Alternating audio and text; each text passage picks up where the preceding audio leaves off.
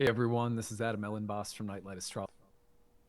Okay, now on to our Jupiter Uranus talk for the day. Let us take a look at here's the contact between the two of them coming up, and it is Saturday, April 20th, that the two planets conjoin. So we're partway through the week here, and we are well on our way to this conjunction. They're now on the same degree. I've got the moon today actually squaring the two planets, so there's an activation of it in the sky already. Sun is about to enter Taurus. It's going to square Pluto as it does so. That is happening just the day after. So, like this weekend, we have the Sun square Pluto right after Jupiter and Uranus get together. It's a big weekend. Anyhow, so today, what I want to do is I want to talk about three soul based takes on the Jupiter Uranus conjunction. What I mean by soul based is the idea that you are an evolving soul, a soul that is learning, growing, changing, shifting, exploring lifetime to lifetime over the course of many lifetimes, perhaps innumerable, perhaps without beginning or end. I don't have the details or the specifics on how it all works, but I do happen to believe, as ancient astrologers did, that the soul is an eternal being that is part and parcel of the divine whole, and that the soul moves from lifetime to lifetime, exploring life, exploring desires, exploring all sorts of different relationships and scenarios and wishes and hopes and different kinds of suffering that we endure along the way as well, and that it is beautiful, artistic, enjoyable, relational, sensual, and also Bro, highly let me show educational. you And so, this from that video. soul based perspective, an I evolutionary had soul. an interview at a Chinese school in Tsingtao.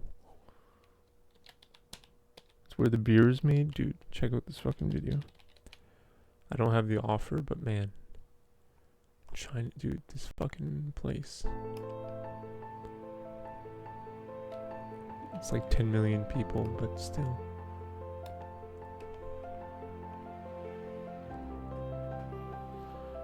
Yeah, I think he unfollowed me. I know. I was still thinking about that. Like he does. Like he does.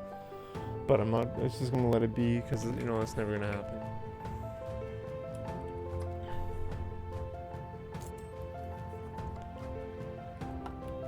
Yeah. So I might. That's. I had a job interview for this place yesterday. It's just north of Shanghai.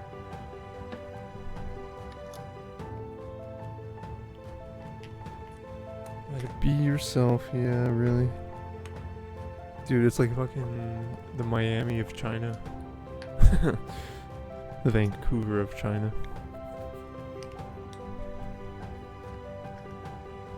Yeah, not the Miami, it's like the Vancouver of China. And that's the old German district. Yeah. Yeah. That is true. That's funny. That's really funny. It gets better. The video gets better. It shows like the beaches and shit.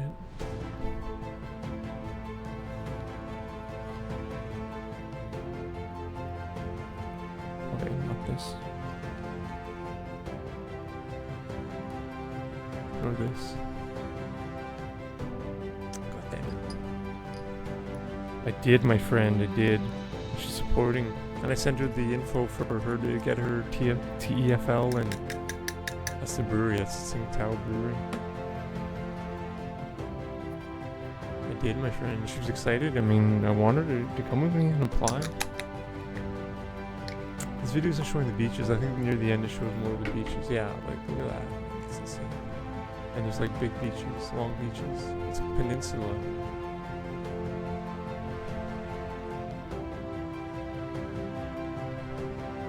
Music's set. Yeah, man. So if I'm offered this one, I think I'm going to this place.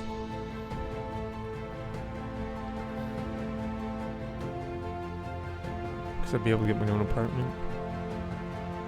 Off the table. Yeah, dude, exactly. I'm like, where can I live? Where can I get a 1-bedroom apartment now in the world? And that is in Tsingtao, China. In theory. Let me show you more of the beaches.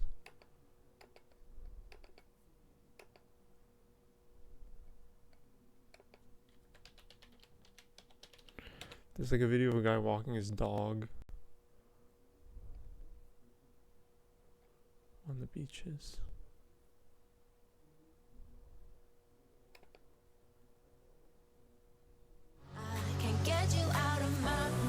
It's like fucking. It's like we're back in Miami, bros.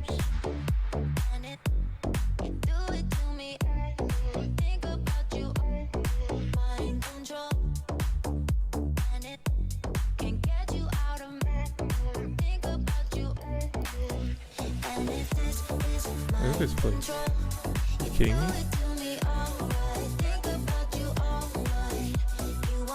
It's fucking like Venice Beach, man.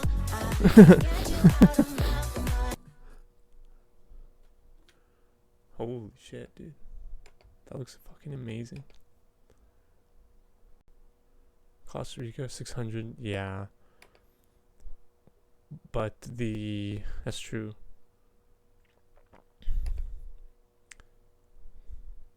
So, I mean, I saw jobs being offered in Costa Rica that were paying about, I don't know, $1,000 a month. Really low. $1,200. I wasn't offered the position. I was rejected for that one.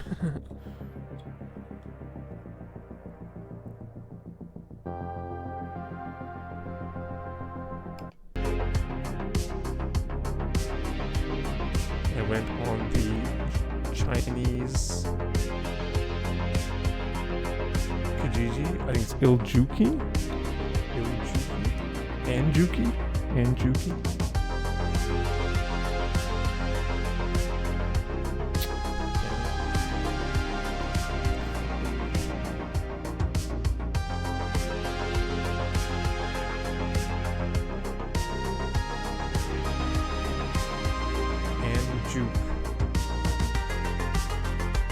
This is the website for the apartments. Kijiji, Chinese Kijiji is all in Chinese.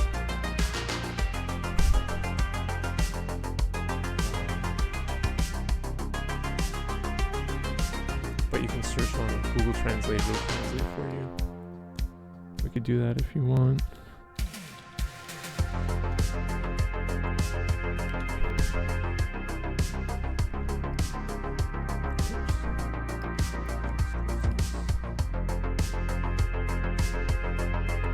Pretty nice, eh?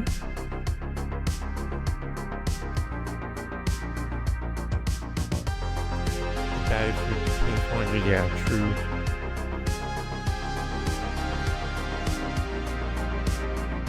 But like China's potentially offering quite a lot of money.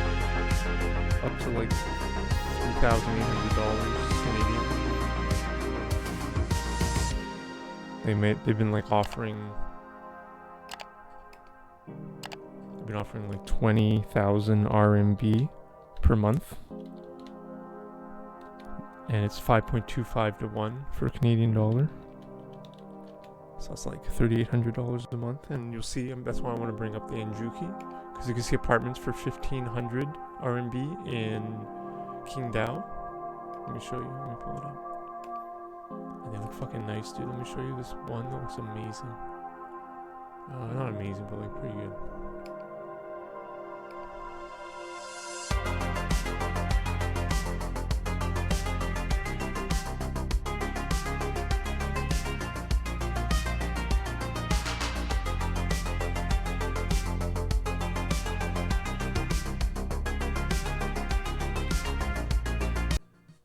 This video is pretty good too. She does a good job.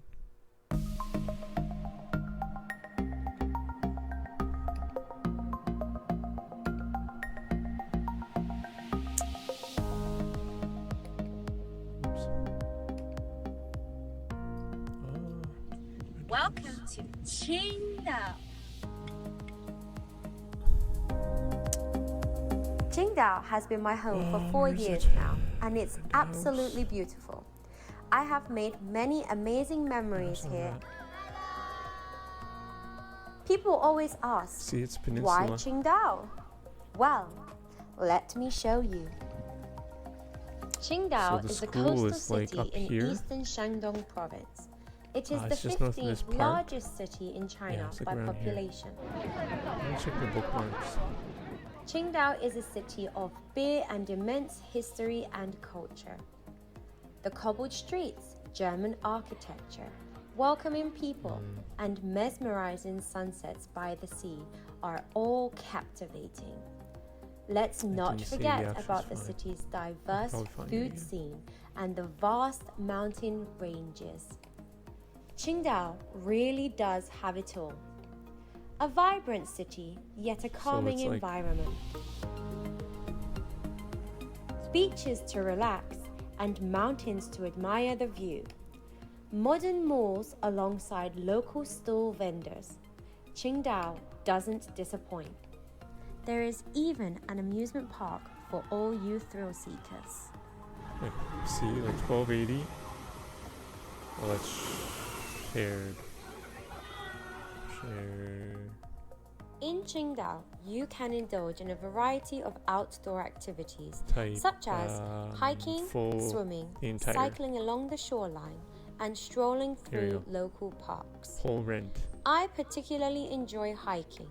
There are several different mountains to hike, all with great views.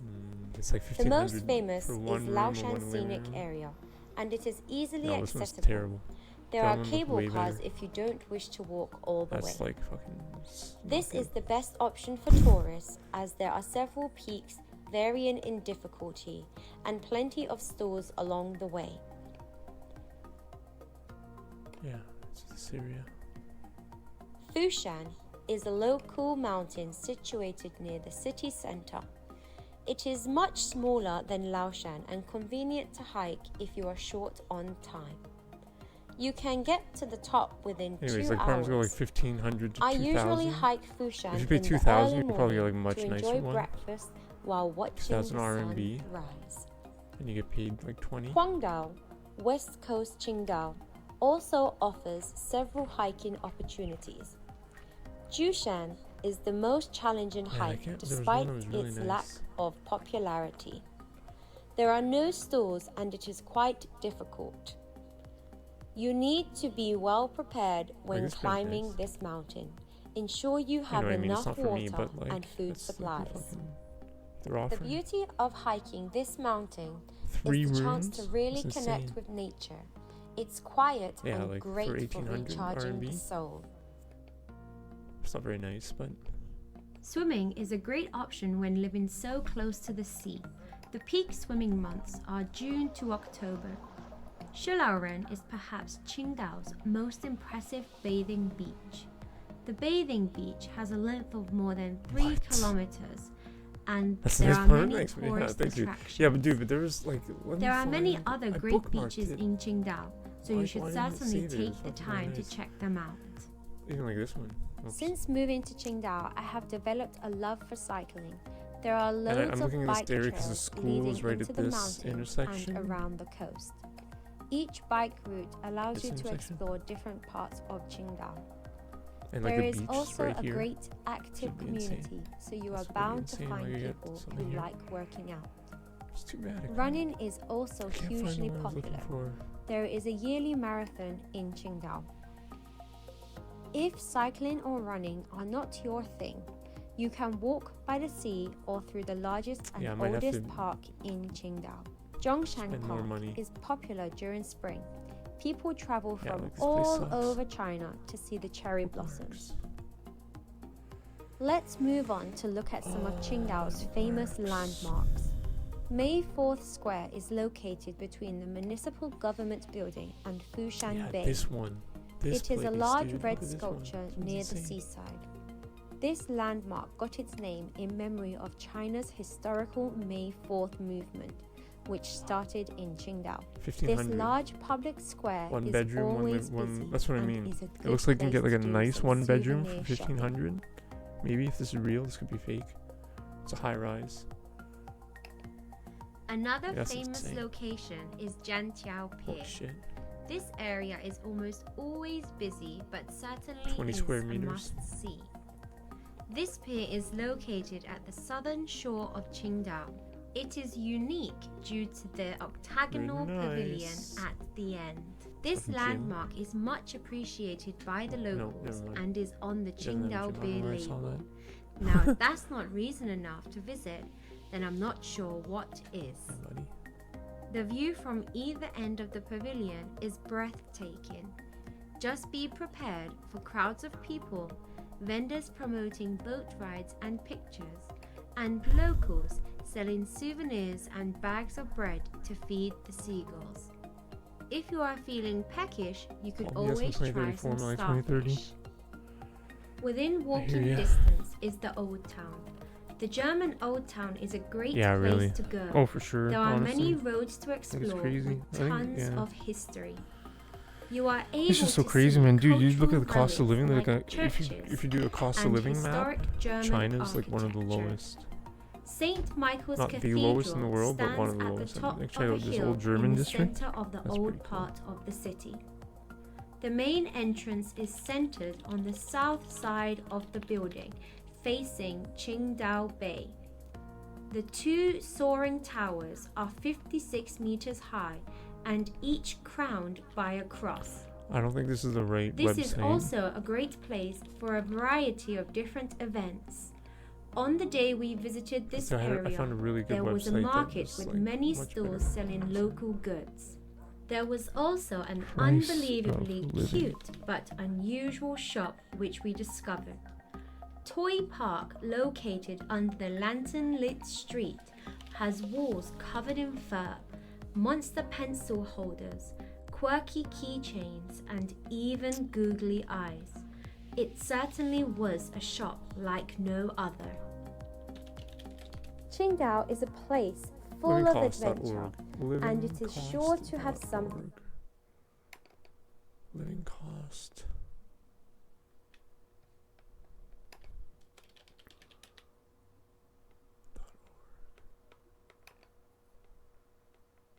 Hey, welcome back to the channel, everybody. This channel is called This is China, and if you have no clue what I'm doing on this channel, I make videos about China. This is a good So we website. woke up this morning and we decided we're going to come to the beach today because the weather is just awesome So it's these like the days, and monthly we cost decided of to get living in ourselves onto a dollars. beach where there's not a lot of US people. 24, If you guys 33, don't it's know pretty where I accurate, live, man. I live in Qingdao, China. It's an ocean city. It's a very, very cool Okay, so city we're where in you get France, these 200. old buildings, very European influenced buildings, and you still have that rich Chinese culture. And obviously there's a lot of beaches in this city, but you get these private beaches, Wow, such as Ottawa's this more one that I'm expensive? I walking on doubt right that. now. And it's just lovely.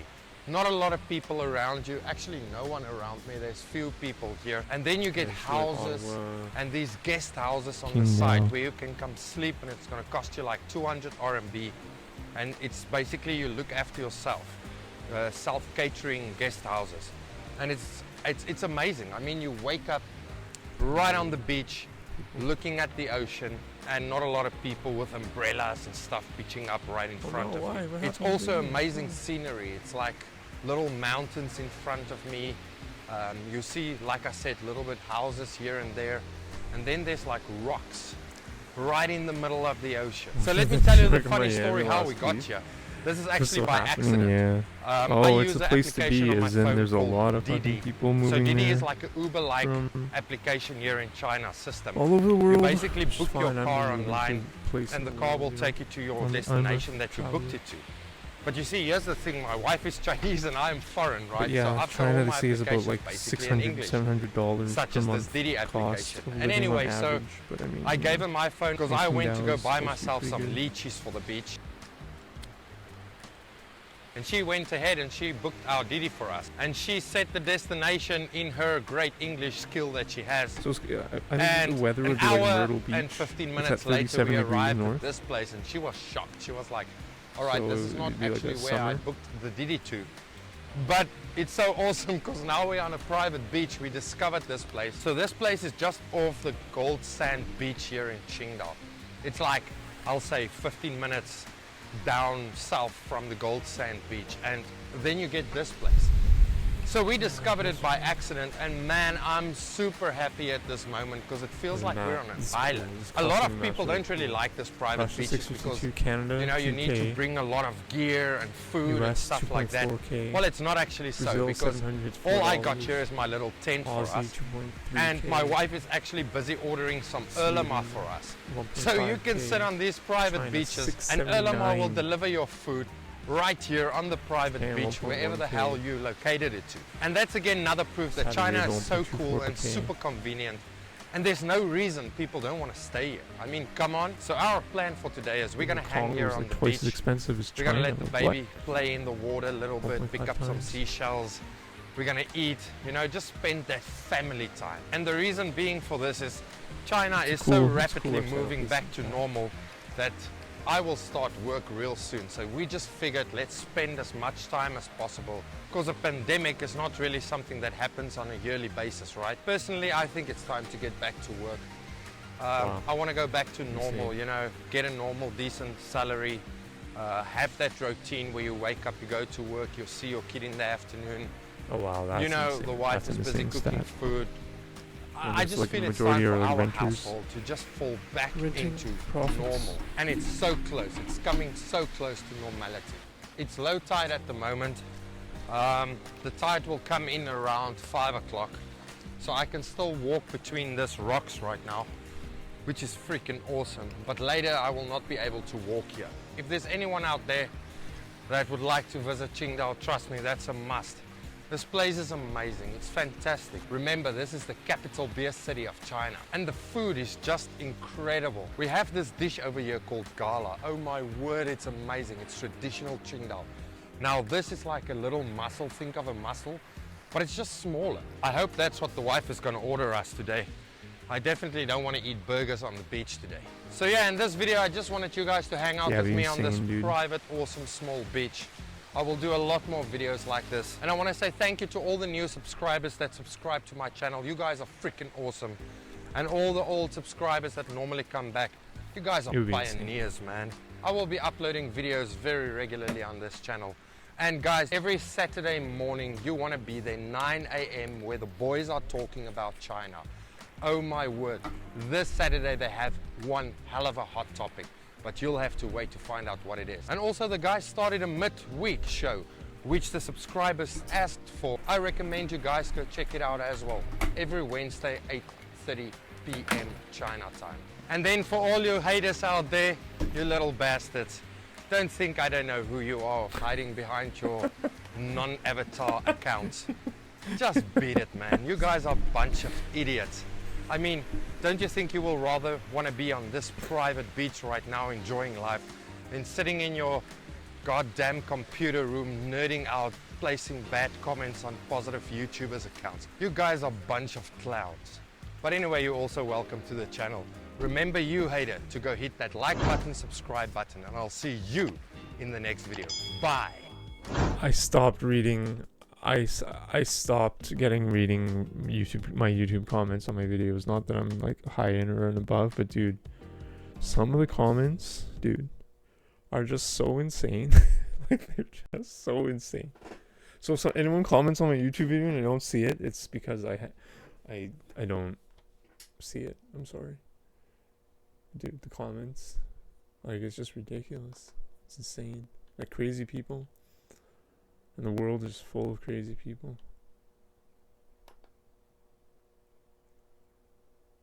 There's one where like a guy is walking his dog. It was a really nice video. Beaches. This guy.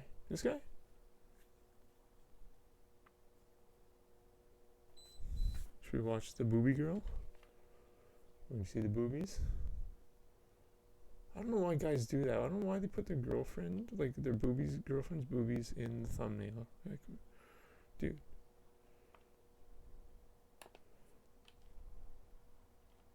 Hello, welcome to the Middle Kingdom. My name is Adam. It's a nice area with a lot of really tasty seafood restaurants as well. Yeah, this is the corgi video. Yeah, this is the one. I like this video.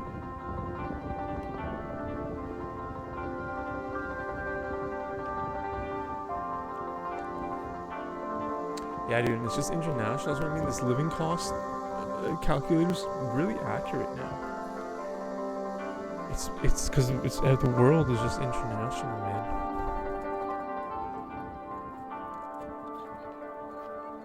And I just see a window of opportunity now, because soon everyone's gonna be like speaking English. Have value to share now. You know what I mean?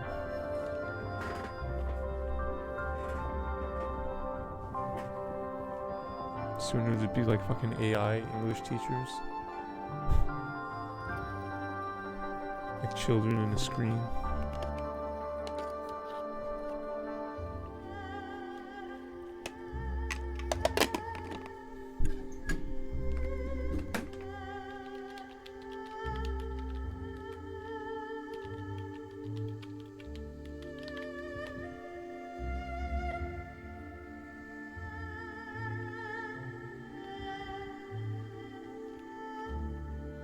Yeah, luckily true. Yeah, and just people are smart. Like AI is impressive if you're conscious that it's AI, but if it's trying to trick you, people get super defensive and can see through it. They have some sort of like sixth sense of humanity. So I don't think AI should ever be used in a deceitful way, because you would lose the trust of people big time. Maybe it could. Yeah, honestly, it could. For sure, you can get like boomers are fucking lost on AI like crazy. But they're lost on everything in life too, so that's a fucking confounding variable.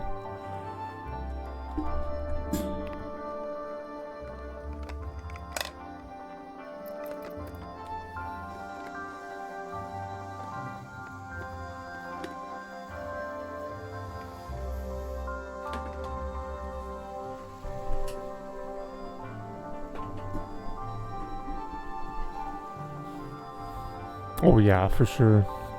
Oh, definitely, 100%. The AI bots, for sure. But I like the fact that they're using bots because they're more. They give themselves away more. Right A person as a shill is usually harder to tell. But now they're paying fucking like retarded fucking foreigners as shills, and then you can tell by their ESL that they're a shill because they can't write shit. I'm bullying fucking anyone for not being able to speak another language, but if you're a shill, like, that's hilarious.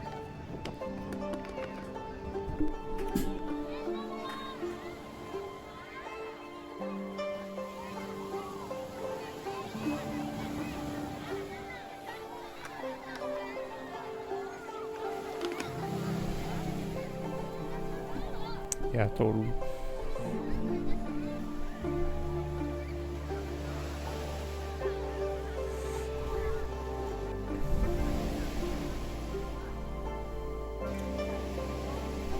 Look at that, man. That looks fucking amazing.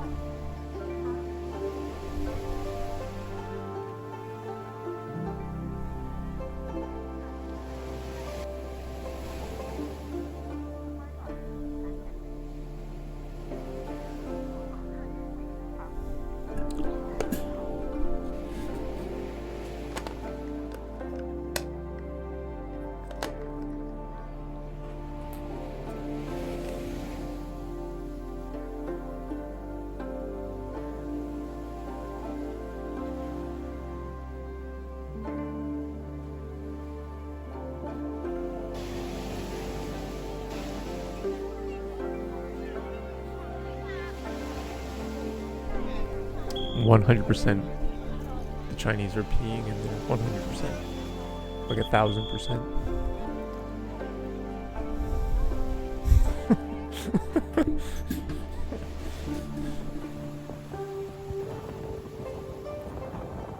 This next beach is pretty different from the last one. This is a little further along the coastline from Laoshan Mountain, and there's a little bit of a fisherman's cove. We stayed in a wooden hut right beside the rocks at the side of the sea, and it was quite a unique experience. The seafood here was really fresh, and it was a quiet and peaceful area to sit and watch the fishermen going out in their boats. 「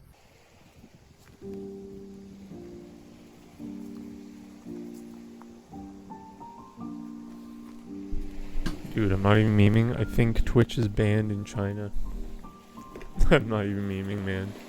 And I'm gonna like cry if that's true. I might have to make my switch to what's it called finally? What the fuck's it called? The other gambling website.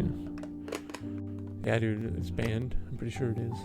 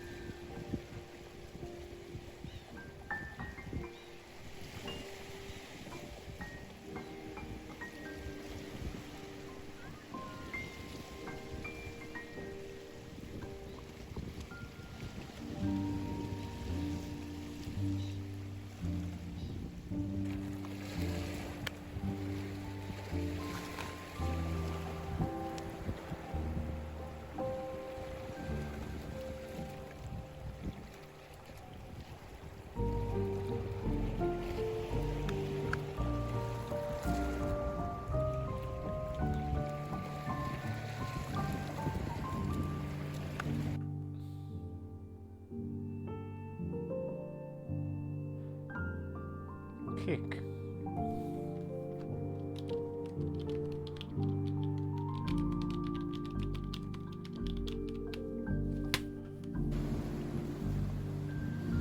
No way.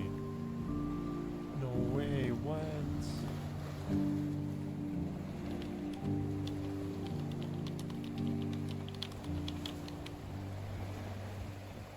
No fucking way. No. Are you serious right now? Is this real life? Am I just so naive? What the fuck?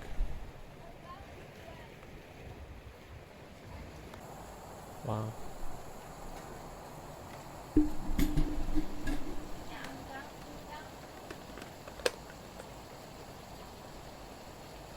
In the center of the city of Qingdao, there are all sorts of different numbered bathing beaches, there are sweeping boardwalks along the coast, there are cliff faces, and there's a really varied terrain along the coast here. It's a really laid-back city to live in, and I really love to wander around the different places here in the center of the city, and there are so many different kinds of beaches.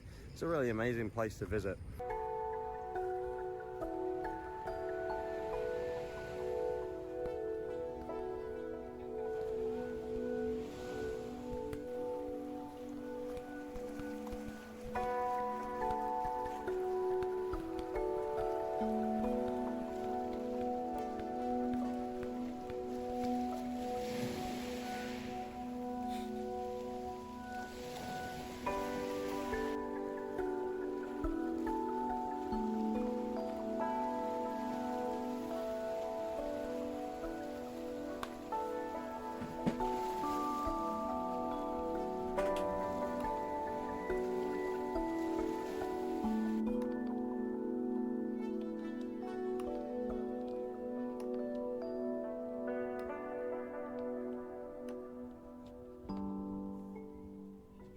Before we go and check out the last beach in this video, we're going to take a look at a really cool light display that is on some of the skyscrapers close to the May the 4th Square in Qingdao.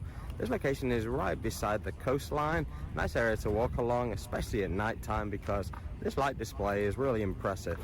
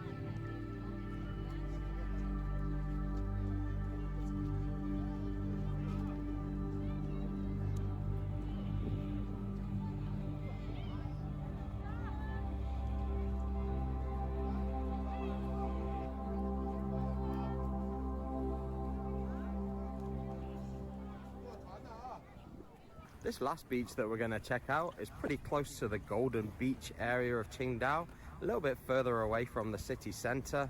This area has a really nice sandy beach, a lot of water sports taking place, and it's also close to a big festival area for the Qingdao Beer Festival. There's a little Bavarian town and some really nice, interesting buildings and exciting things happening here. Fortunately, I didn't capture all of them, but as well as showing you the video of the beach, I'm also going to show you a few pictures here so you can get a little bit of a feel for what the place is like.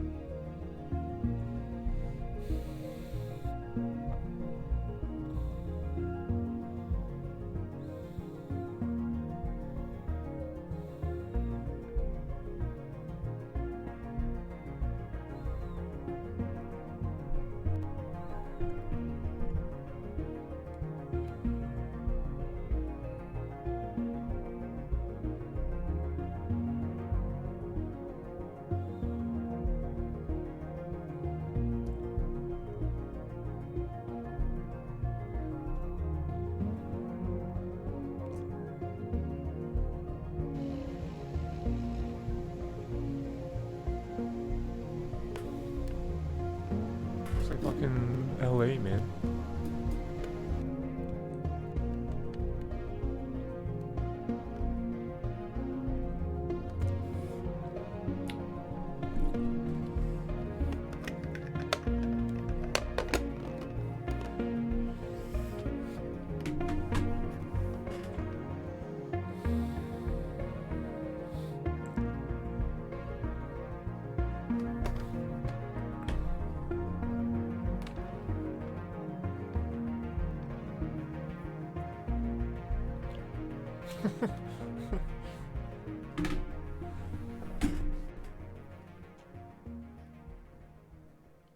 Thanks for watching.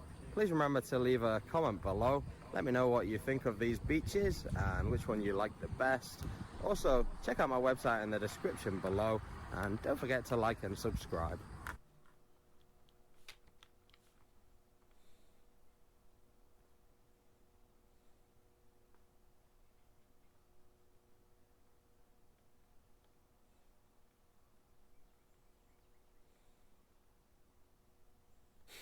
Yeah, sometimes it gets insane. Sometimes, dude, there's like, you know, the green algae bloom that was in Qingdao, dude. I don't know, like 10 years ago. Remember this?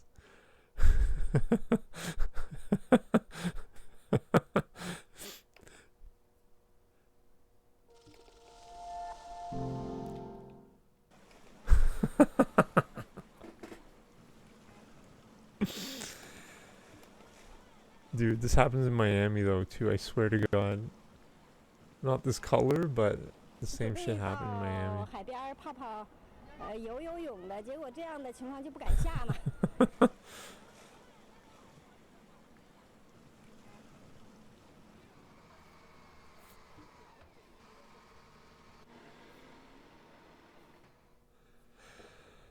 Yeah, and like you remember, Miami is like paradise 95% of the time.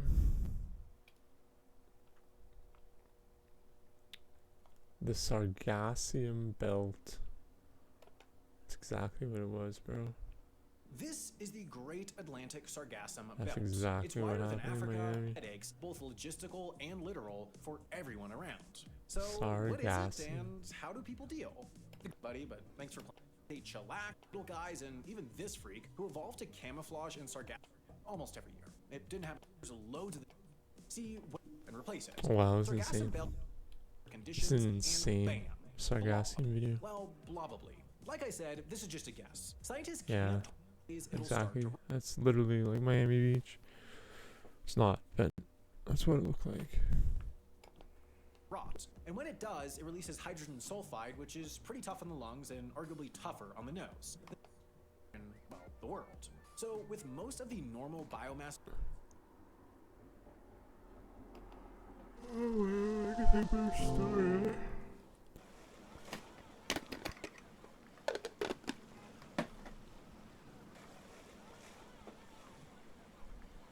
This is also Qingdao. 7 years ago.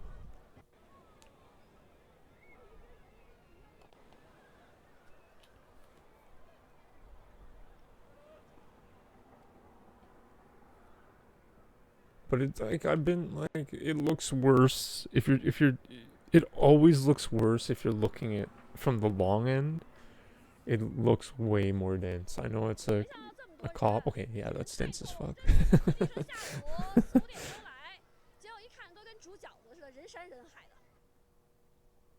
Yeah, that's pretty fucked.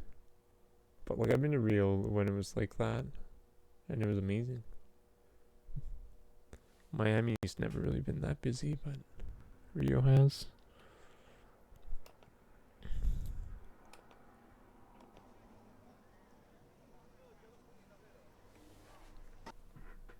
Oh man, I guess I better start. 上午和中午这个市区高温呢，今天下午4点钟左右，这个沙滩这个才达到这个开油量的这个高峰期啊，那么初步预计呢，那么今天的这个开油量，能达到这个13万。Okay, I do not want to see the rest of this video.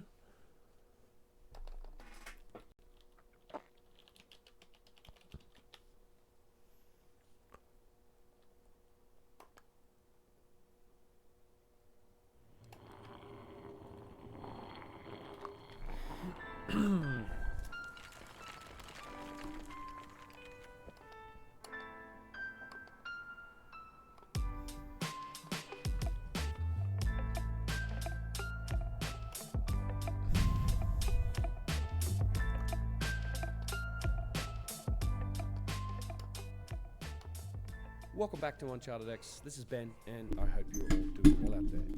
I'm recording this from sunny Luxor in Upper Egypt.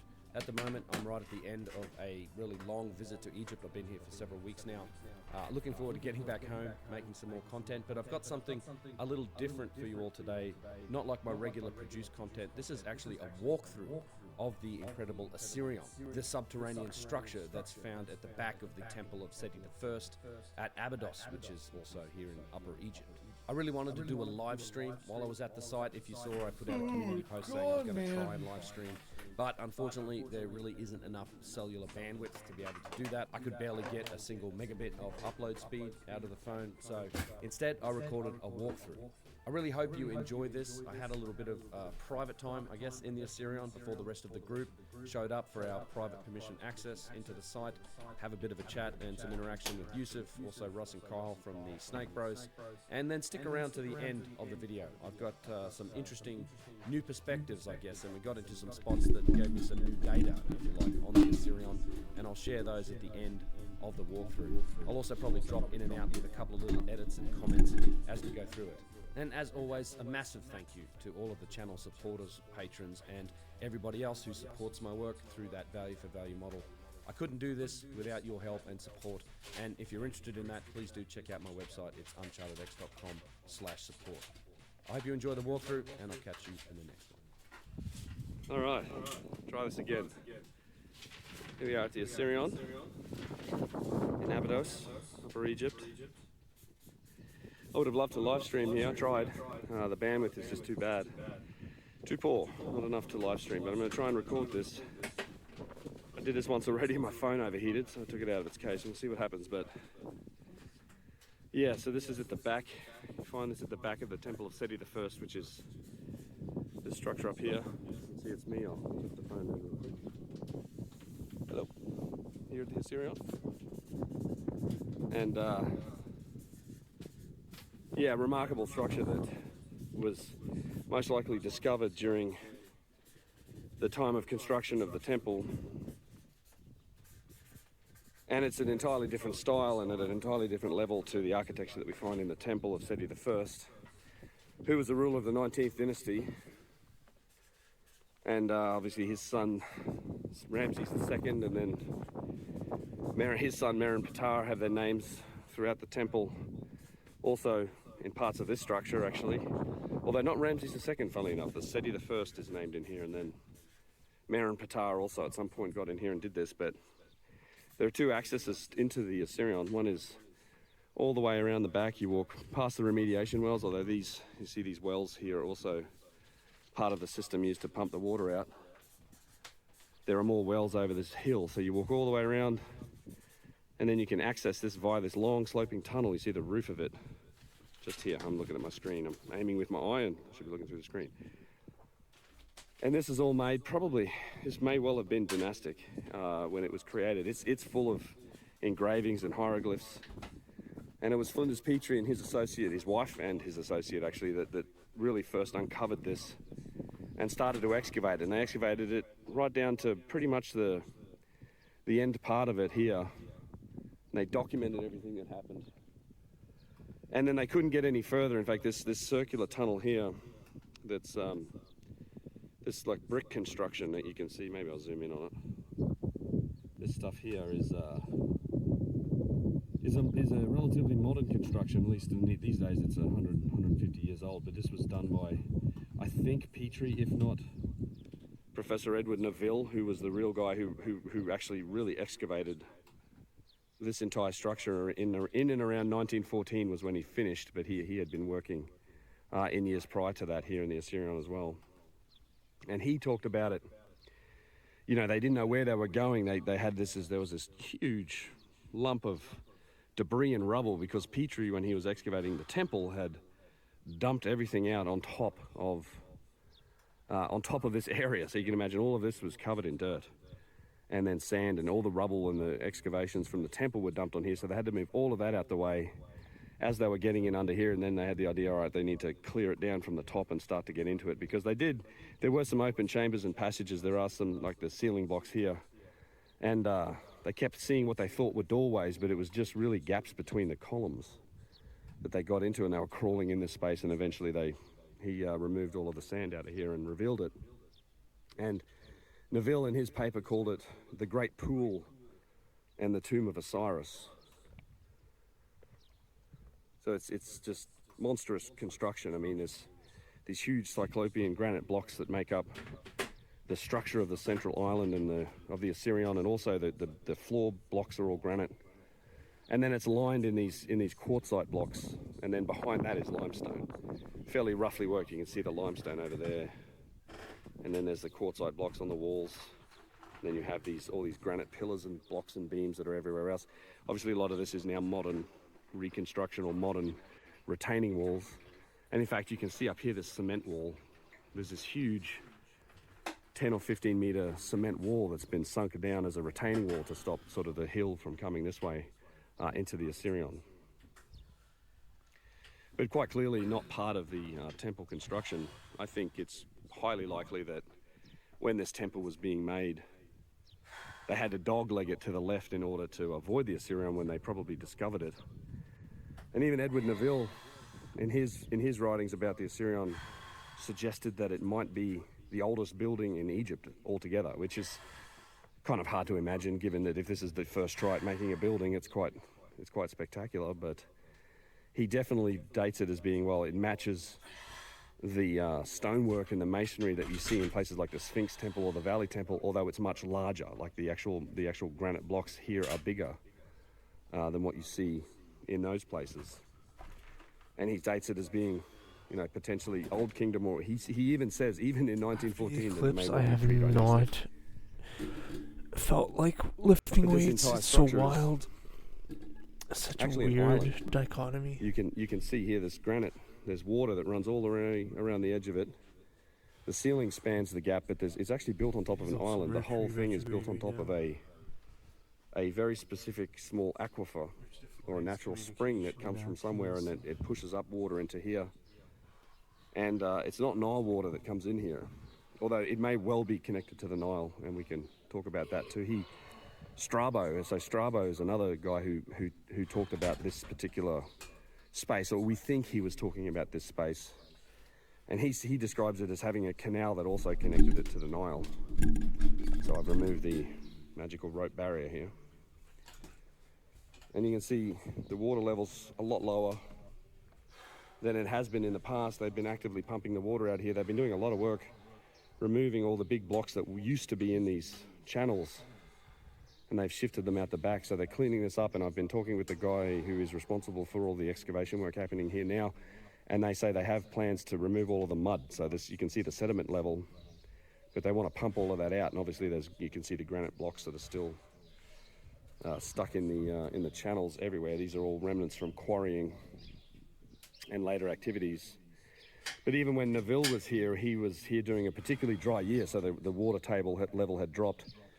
And when they excavated down, they got down about 4 meters below the level of the platform, and you could see, you know, you could see it down. There's actually old photographs from that period and that excavation, and he estimated that it might have been another 4 meters beyond that, so 8 meters, but we know now from more modern explorations that it's actually much deeper than that. 5 or 6 stories, 30 meters plus. We don't really know, because every time people have tried to probe the bottom and get through the muck and find out where, where does this go, you end up hitting water pressure that's being pushed up from this aquifer, and it really messes with these stick readings. And there's all these different readings for how deep the water actually goes here. We're not quite sure. Future Ben here. After I recorded this walkthrough, I was chatting with the lead archaeologist who's been doing all of the work in the Osirion and pulling out all of the blocks and doing some more recent excavations, and I asked him about the depth of the Osirion, and he told me 21 meters was the depth. So in lieu of any other past experiments or all the other reports that I've seen, I'm just going to go with his figure for 21 meters, which is really quite a remarkable depth when you consider that entire island is constructed of granite blocks. And, you know, hopefully when they do remove all of the mud and the water, we'll actually be able to get down there and see all of these constructed blocks and maybe find out if there are chambers or if there is anything else below the surface.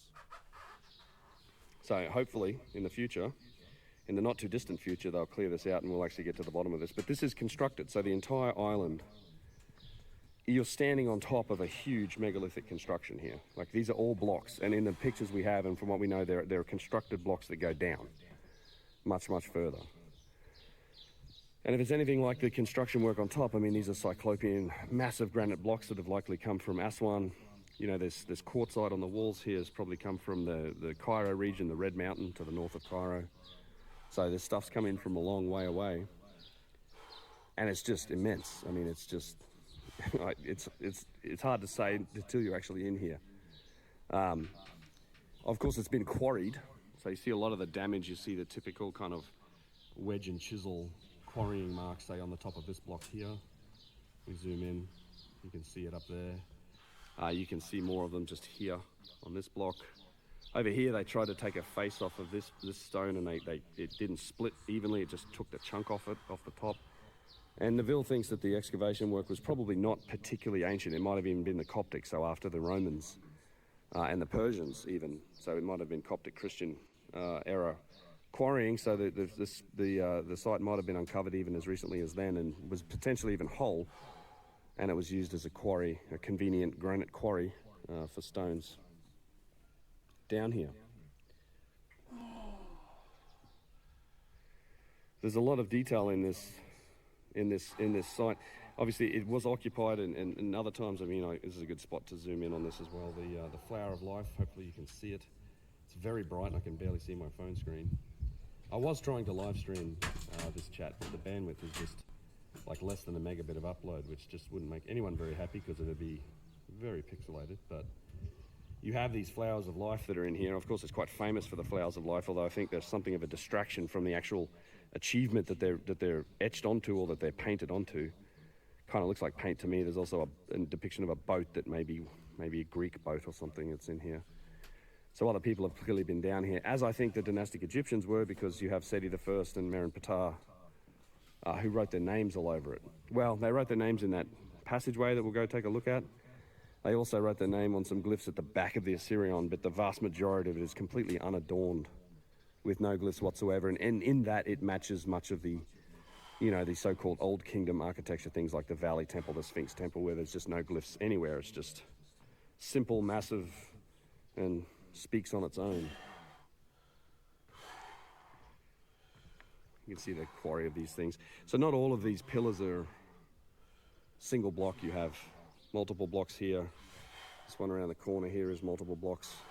But most of them are these massive single pillars. You can see how they're kind of keyed in as well. Like they had either keystones or they were notched in to fit. You can see another gap where there might have been another keystone here. But since the water's been pumped out of here, there's a tremendous amount of detail that's being revealed with the lower water levels. It's certainly lower than I've ever seen it in the past. And one of the really cool things about it is, I'll talk about what this is in a minute, but one of the really cool things here is the tube drill that goes off into the granite masonry here. So you have basically a tubular drill that's worn, that runs off this way, and then there's always been a bit of mystery about where this goes, but again, speaking with the people doing the excavation here, they say they figured this out.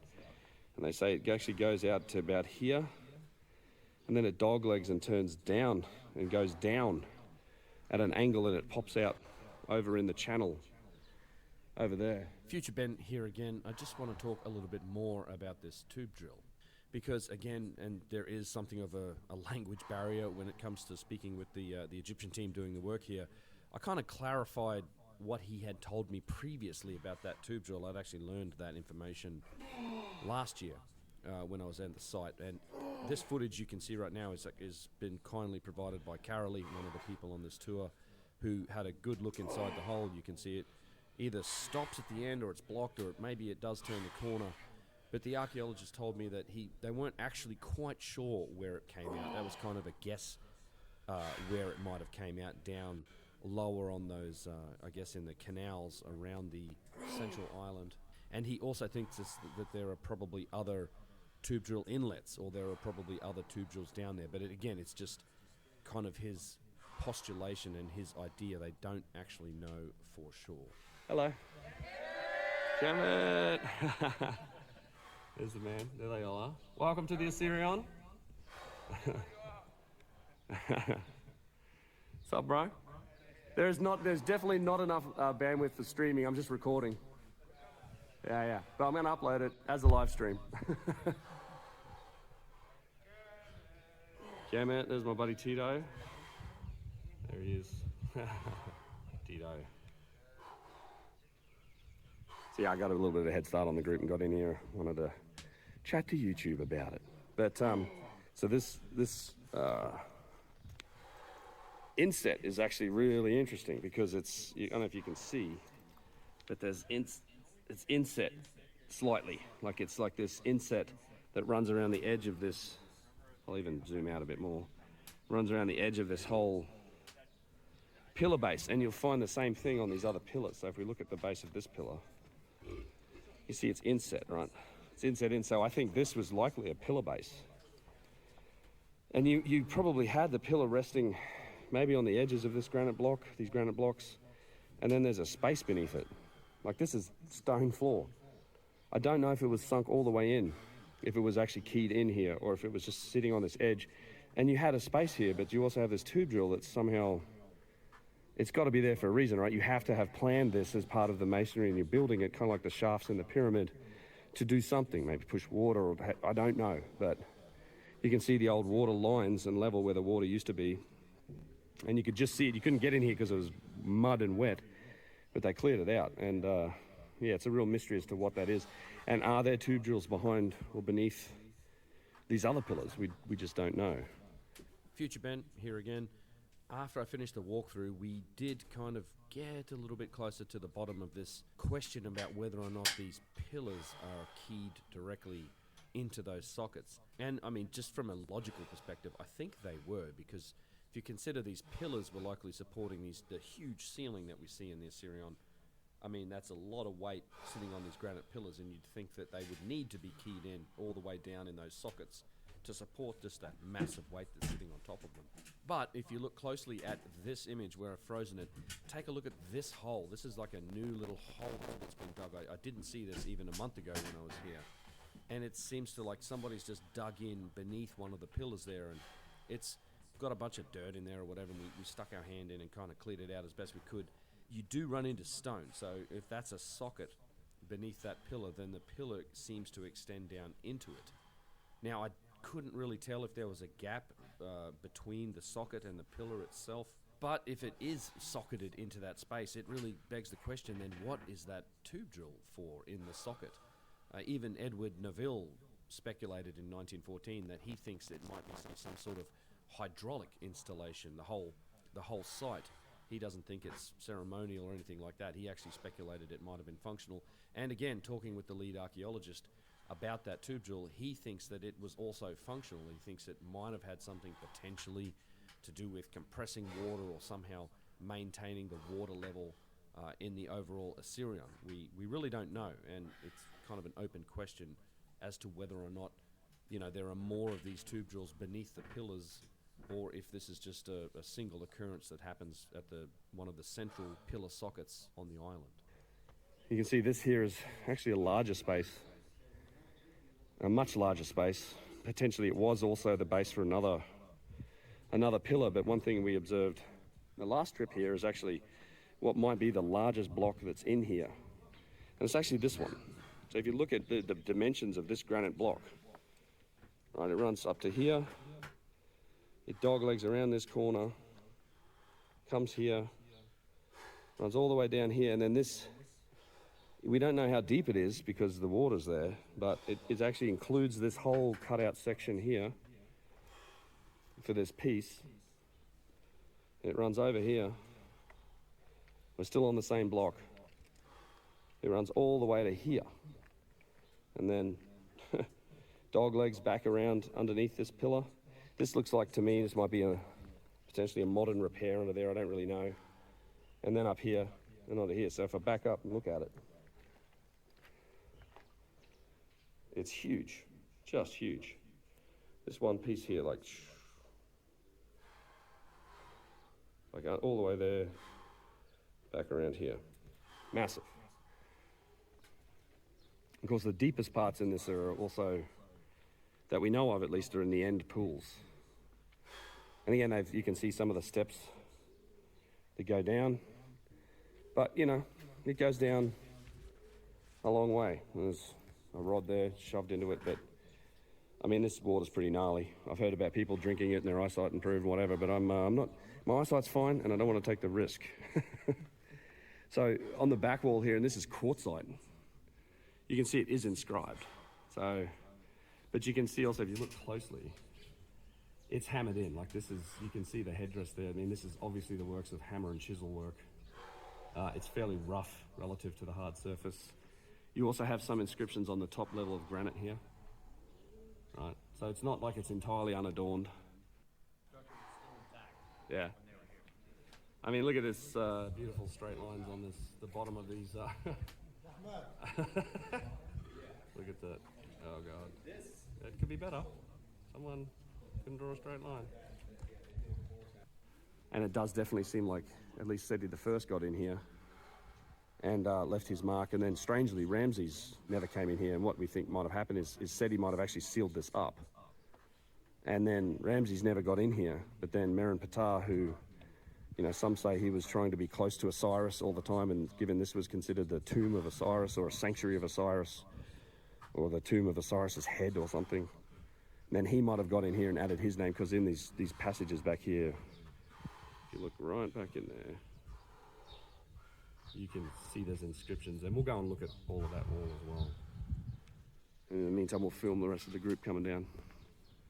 I think they're walking around. Are they walking around? Are they walking around? The other group's walking around? All right, cool. We'll go and meet them in a minute. But yeah, it's just, I mean, I don't know what to tell you about this other than it's super impressive. And then of course you have this area, which is the finished ceiling block. Like you still have the finished massive granite ceiling that's on here. These huge spans of granite that cross over. There were even bigger beams in here at one point, and I'll show you those in a minute.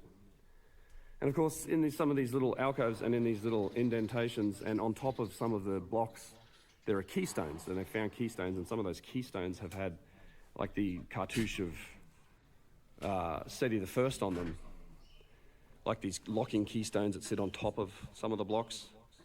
And I've heard people say, well, that's proof that he built it, but I don't think it's any more proof that he built it any more than the hieroglyphs are proof that he built it. The hieroglyphs could have been added later, the keystones could have been added later, the glyphs on the keystones could have been added later. It doesn't match anything else that's around here, and certainly not the architecture that was being used by guys like Seti I and the 19th dynasty, as powerful as they were. The other great feature that you see in here is this unfinished smoothing of the wall. All right, so they were smoothing from the top down, almost like they had some sort of paint roller or something. And, they slowly put down their tools at some point for some reason and stop smoothing. You also see plenty of nubs. Oh, that's a cool spot. How'd you get up there? When did you get up there? That's cool. That's a cool perspective. Oh, there's Russ. Also, these nubs, you see tons of other little details in these stones, the little inset keystones. So maybe there was damage to a stone or somebody knocked a corner off, but you find, everything's notched in. And, even here, like, stuff is notched in. So it's not like simple just layers of masonry. They went to extreme effort to, like, make this a tightly fit precision megalithic wall. And I know somewhere around here there are insets with just the tiniest little piece that's been added. And maybe it's because somebody chipped a corner off or something happened, but this also shows you that these blocks were transported here unfinished, and then they were finished in place, right? So we see this commonly with other architecture. Stuff was shipped with, like the Menkaure pyramid, the third pyramid, it was fitted with this, this puffy layer of stone that was then removed. It's potentially a protective layer of stone for transport, and then it was removed. Also, you can see all of the alcoves, cells, alcoves, whatever you want to call them, about 6 feet wide or 7 feet wide and tall. Insets, they have tube drills in the holes there that or in the tops, so they had doors. And these is kind of matching on this side, and then on the other side where you've had a lot more destruction, you also have these little alcoves or cells in place.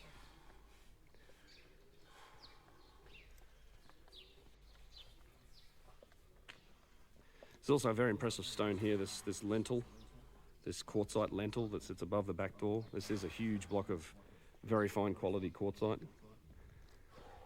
And again, the lower water level is revealing a lot of details. You can see the lines from where the water level was, but we see these large nubs on these granite blocks that make up the floor. And then, of course, the stairs that seem to lead down into the pool. And again, without these bridges here, you can notice that it's actually it's an island. Like, you're literally looking at, even zoom out a bit further, this whole thing's an island built on top of an aquifer that's 5 or 6 stories tall, made from granite. And we have no idea if there are chambers in it or anything like that. We just don't know. And, I really am hopeful that they get to a point where they're getting all of this sediment out of here and this mud and pumping it out with a muck pump or something. It's another nice nub on the stone here. So yeah, let me have a look. Let's see. So we go up here, and this is where they've been storing all of the bits and pieces of granite that they've found from various spots. And you can see the shape of the roof beam. Did you get up there? That's cool. Did you see something? Yeah, I was wanting to look at the tops of the ceiling, and apparently they found a black keystone. Yeah, with Seti the First so inscription. it's not on it. in there, but there are some black keystones. I've seen a picture. The guy has a picture of it. The main archaeologist has a picture of it. Yeah. But yeah, the blocks, the ceiling blocks from in person. Massive. Yes. Yeah, it is cool. And you can see the thickness of the wall all the way. Like, you've got the hard sandstone or quartzite, and then it goes back 6 meters. Yeah, wasn't it 20 feet was the thickness of the walls? That's what is it, Professor Edward Neville said? Yeah. And this stuff used to be, I can tell you from previous visits, I probably got footage of it, but this all used to be just all over here, and there was reeds and shit in here. They've been doing a lot of work. And they really cleaned it up, and they're working on it. And you can see actually even the floors constructed in here pretty well. What is this, limestone it almost looks like? I'm not sure. These are all quarried bits of granite that came out of the passages and tunnels.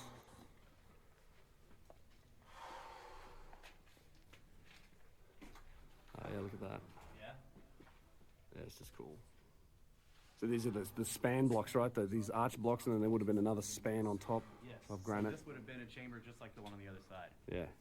Which is intact. Yeah, this is like the other chamber with the triangular ceiling, right? It had a vaulted ceiling. Yeah. There's this just monstrous block of quartzite here as well. That's the lentil. I like the colors in this thing. It's like Yeah, Neville said that was a 12-foot block. 12-foot block. All right.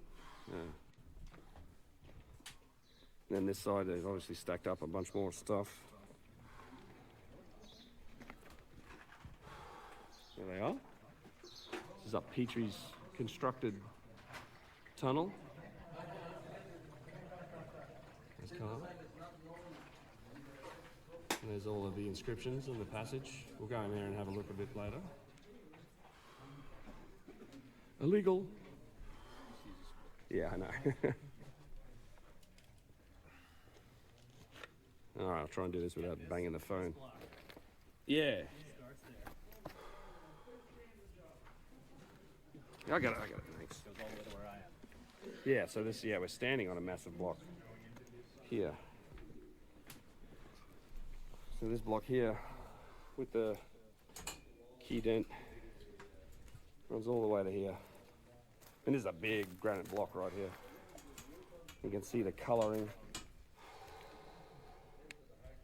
Pink granite.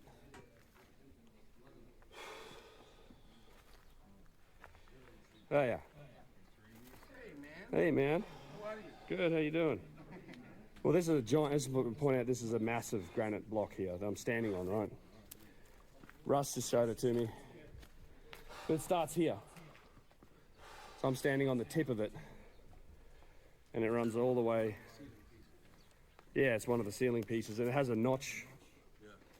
It was probably notched in. Yeah, or a keystone or something was in here. Somebody was making a huge stone right here. Yeah, column base maybe.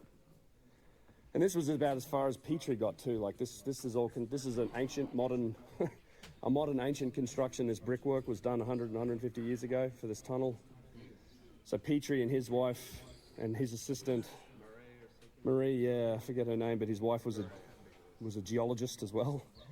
But they excavated that tunnel you guys just came through, and they documented the glyphs and everything, and then it was Edward Neville that finally, he sort of stopped here, and then Edward Neville finally got into here and started to see what the hell is this, and he sort of saw this giant quartzite block first. And they realized they're onto something big here, and this doorway, and this is all filled with sand, and Petrie had piled up all of the rubble from the temple excavation on top of this area. So you got to imagine it's all filled up with sand, and then there's piles and piles of rubble and sand that came from the temple excavation. So they had to remove all of that first before they even start to come down and dig down. It took him years.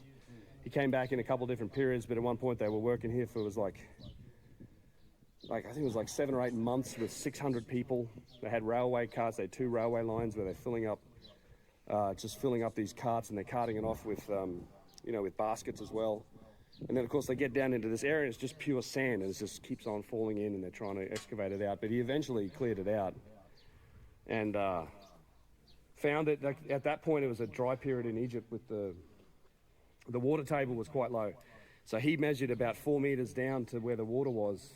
So it's much higher now, although it's lower than it's been in a long time. About 4 meters down from where the water was, that's where the water level was. And then he estimated another 4 meters below that of constructed masonry. But it's actually much deeper than that. We know this from more modern experiments of people trying to plumb the bottom, right? It's like 5 or 6 stories, 30 meters that form this central island, because it is effectively an island. Like it's an island built on top of an aquifer, and it's all granite construction. You're standing on top of something that's 5 or 6 stories tall, made from granite, that's sitting on top of an aquifer that's pushing this water up. And we don't know if there are chambers or anything below it, but I understand they have plans to actually start pumping the muck and the mud up out of here. And so maybe we'll get to the bottom of it eventually. Like we'll actually figure out how big is this and are there chambers in it and what is it? Because it's the whole thing in the center is granite, and then you're surrounded by quartzite and limestone and sandstone around here. Like this is quartzite. It's probably from the Red Mountain, I think. Probably, Yeah. So when you say they Red Mountains are Cairo. Yeah, it's north of Cairo. Yeah. Yeah, a long way away. So when you say they rail cart rubble out of here, Well, on top, you got to imagine that this is all Phil was saying. They had little railway lines with carts, but they would pull the cart up. took it how far away? Yeah, a little bit out in the desert, dump it out, and then these guys would pull it manually. But it was better than using baskets. Yeah, what is the chance that they took the rubble from somewhere and covered up another thing? Probably pretty good. It's not zero, Pretty good. You know. That's like almost 100% for sure. They dumped it from somewhere. Look here, we can see also here like 3 different structures, 4 if we added the modern one with the terraces and this. And then we have the blocks of sandstone here. And then we have the blocks of limestone here, which is also built by the New Kingdom. So this was probably the doing of Seti the First, and this was the doing of Merim Petah. Same like what we found here, perhaps, I'm not positive 100%. But for sure, this limestone one came on the ones from Quartzite, and as we can see also the attempt of adding the inscription on the megalithic site. This is another conclusive evidence that the inscriptions can be added by those who inherited the site, and we by mistake used these inscriptions to date and relate and also understand the function of the site based on translating these, because this is the Book of the Gates, this is the symbolic tomb of Osiris. Let's go inside and take a look at the so-called symbolic tomb of Osiris. Symbolic tomb of Osiris. Yeah. The foundation itself is built from massive multi-ton blocks. This is the sun. Take a look at the wood. See more scoop marks under here. On the valley temple, the Quartzite. So the older construction is built mainly from the Quartzite. You still see these blocks are still inset. Let's see if we can do this. Don't die. Don't fall in the mud.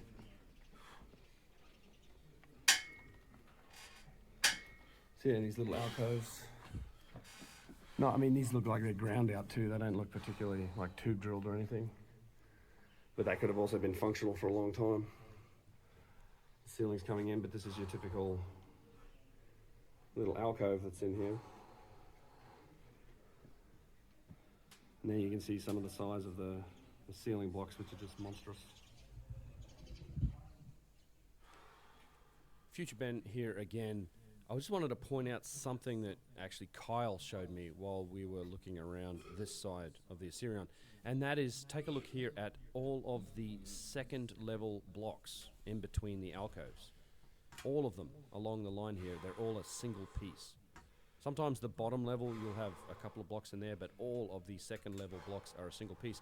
They have complex geometries. They curve in and around the doorway and then into the alcove and onto the back wall. So these are all very complex, carved, large single blocks of quartzite. Also, please don't mind my voice in this. I've been losing my voice. I typically lose my voice a little bit on these tours. I'm not used to talking so much or so loudly while I'm on these trips, and you can really hear it in my voice.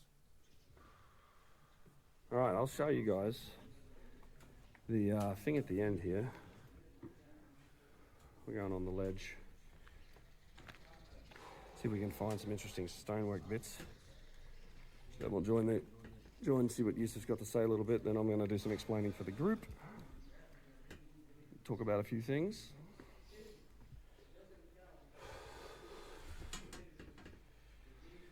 Spotted. I see you.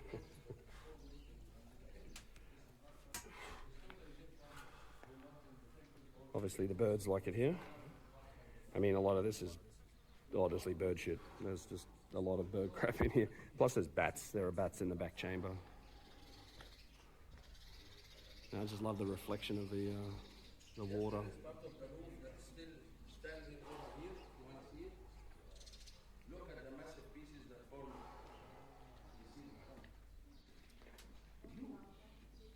You can see it's almost not finished along here too, like. Yeah.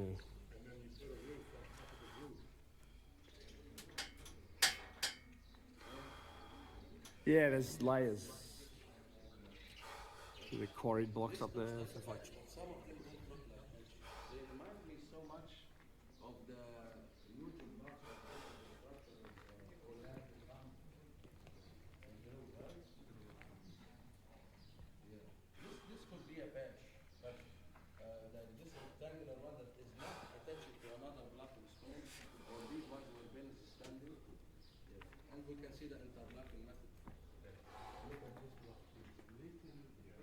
Yeah, Yusuf calls it an interlocking method, and he's right. Like in terms of how the blocks like dig around the corners and dip, and nothing's flat. All right, we'll take a quick look in the back chamber, and then I'm probably going to wrap this up so I can spend some time with my group, and we'll talk a bunch about it.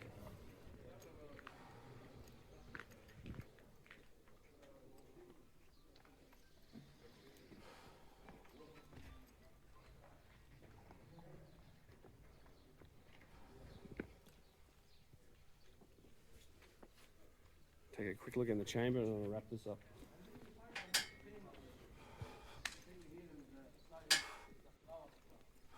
Yeah, we'll take a quick look at the flower of life, hear what Yusuf has to say. These are really powerful, and they are viral everywhere on the internet about the same like the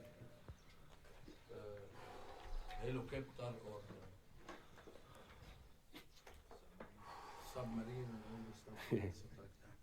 And they said rumors like it's actually etched with laser into the stone. This is not a stone. It's painted. Paint. Yeah. And that's like, why would they spread this kind of misinformation? In my opinion, is to just to take our focus on the symbolism or the flower of life, and not noticing that we are standing in the middle of a megalithic structure that originally had no inscriptions, and we know that these inscriptions came later. It's very important what this site offers. It shows the truth. Shows the truth, indeed. It's on a lower level than the thing. All right, so the back chamber, which is almost the same as the front chamber, and I'm really pleased to say that they've cleaned this up because they've added this nice, looks like decomposed granite floor that's in here, because it used to just stink in here. It was full of bats and bat guano, but it's a big old A-frame ceiling in here. This used to be like, smell really bad in here. There used to be a lot of bat guano. It was a very strong smell. They added this floor in here. It's just awesome. Much nicer. No, it smells good. I like it. Whatever it is, it smells better than it used to, trust me. Doesn't smell bad at all. Yeah. Yeah, and then there's, you can see the writing on it's all inscribed up in here on the ceiling.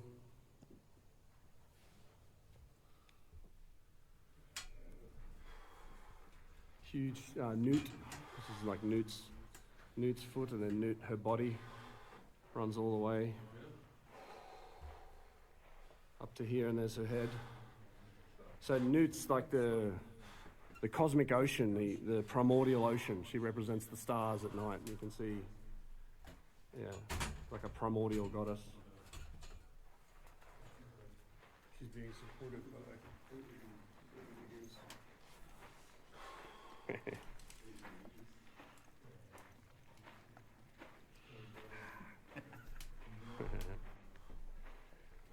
All right, guys. Well, I hope you enjoyed this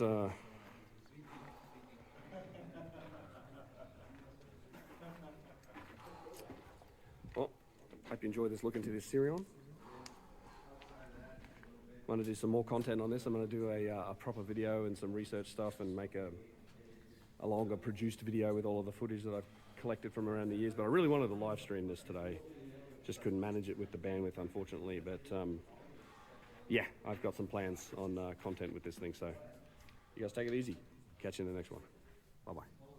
The last aspect of the Assyrian that I wanted to mention in this video has to do with the top of the structure, and I had the chance to get up on top of it, kind of on top of the sloping tunnel, and then around to the northern side of the Assyrian, which is kind of see it from up on top in the viewing area, but it was a rare chance to get up there and actually take a look at it. And this is where they've been doing some recent excavations, and they've uncovered some of the keystone blocks that actually lock in, or these bow tie joins that sit between the granite blocks. And there are still a couple of keystone blocks in them. These are made from black granite. You find these types of bow tie joins or keystone blocks in a lot of different structures. We can find them in places like Karnak, at Komombo, and also on Luxor Temple. In fact, on some of the large statues out the front of Luxor Temple, there are large holes where there were probably at some point either stone or wooden keystone blocks. I suspect probably stone. In fact, on the back of one of the statues at Luxor, out the front, you can find keystone blocks still put in place. They're kind of almost undersized. They're like the wrong fit, which makes me think that it's possible that these were a later repair. I say this because at the Assyrian, one of the keystone blocks that they found was inscribed with the cartouche of Seti I. And I was shown a photo of this by the archaeologist who's been leading the excavations on the site, and he kind of said, well, this must be proof that Seti I built the Assyrian. I don't think this proves it any more than the hieroglyphs prove it, and if you saw that short clip that was in the video, it showed you that, you know, the hieroglyphs are lacking straight lines and all that type of thing, whereas the blocks in the Assyrian seem to have no problem with straight lines. It's clearly a different technology and a different tool set being used by the stone carvers making the inscriptions versus those who were making the blocks themselves. And it's the same thing for the rough cartouche that was on the black granite keystone. It could have been added later. The keystone itself could have been added later as a repair. And this is also reinforced by the fact that behind the Assyrian, and in fact on top of these granite blocks, were roughly cut limestone blocks. And you can see here all of these limestone blocks. We know that the dynastic Egyptians, particularly those in the 19th dynasty, were working on the Assyrian. Like they put their name in it. They were, Seti I probably bricked it up and restricted access to it, and they may well have built a lot of this limestone infrastructure over the top of it and surrounding it.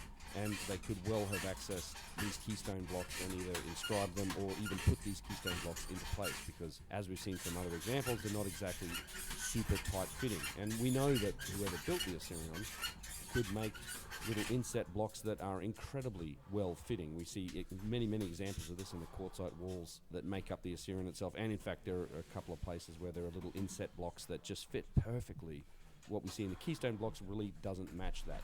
While it's interesting, I think it really only shows us that yes, the dynastic Egyptians were working on it. I'm not sure it really proves anything beyond that.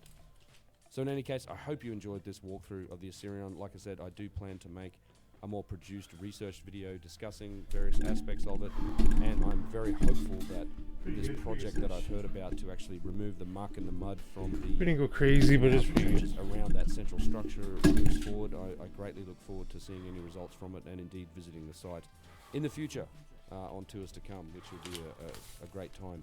We always make sure that we include the Assyrian as one of the special permissions. I think it's a really important site, and it's a real treat to get down in here and look at all of these different aspects of it up close and in person. So I hope you enjoyed that walkthrough of the Assyrian, and I will see you all in the next video. Cheers.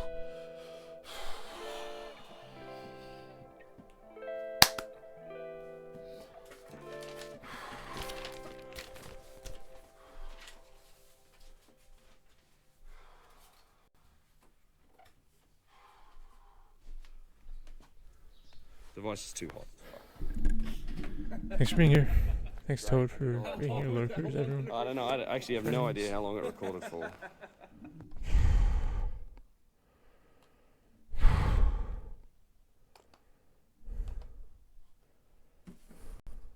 Yo, thanks, bro. Thanks for being your homie. Oh my god, thanks for always chatting with me too, dude. Again, I'll... Thank you, guys. Again. These are the ones. Those are the links to get TFL, EFL, and 120 hours in Teachway. It's like LinkedIn. You apply to jobs for the overseas English teaching. Okay. We might raid someone. We might not.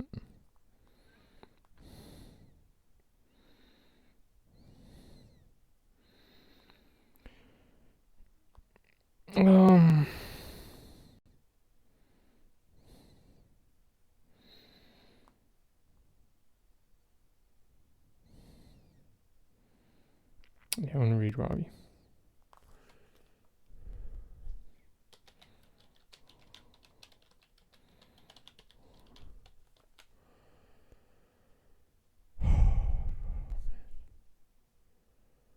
Thank you, Dankeschön. Shishini.